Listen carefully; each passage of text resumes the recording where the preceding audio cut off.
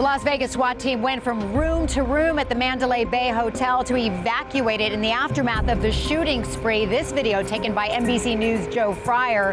The shooter was firing from the 32nd floor, while just 3 doors down was Dee Jay Silver's room. He also performed Sunday night, and in his room, in the care of a family member, his 1-year-old son, Wake. You were with your wife there in the concert, enjoying it. Tell me what happened. It's just a regular night. I walked off stage. I took my ears out. I handed the ears to my monitor guy and hugged him and said thank you, and walked off stage to get Jenna. And I sat down for like 2 seconds, and we hear a pop. And, I just my ears. I didn't know if it wasn't right yet. And we hear several pops, and get down, get down, get down. Pushed us to the ground, and we ended up behind the bus, and eventually ended up on the bus. And I got a text saying, "What room are you in?" And I said 32-130. My kid's there, and they said the shooter's 200 feet from you.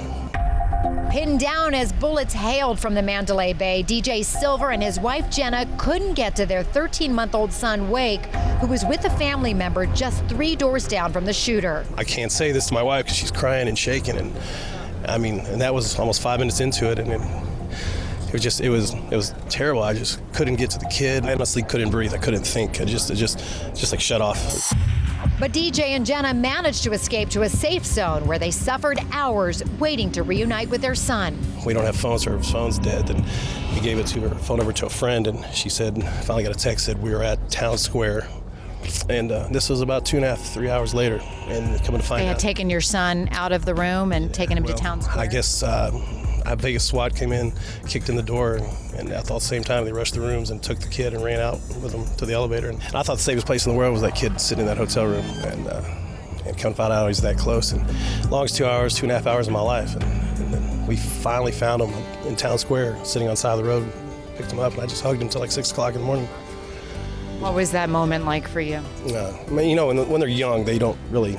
They hug you every once in a while. Well, literally, he got in the car and put his hands around my face and just hugged me for he knew I was messed up a little bit.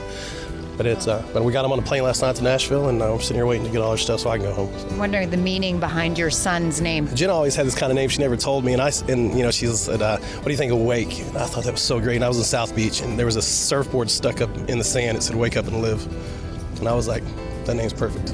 Especially perhaps given now circumstances more than ever. I just know there's a bigger plan for that kid. And thank the Lord and the police officers and everyone that took care of it.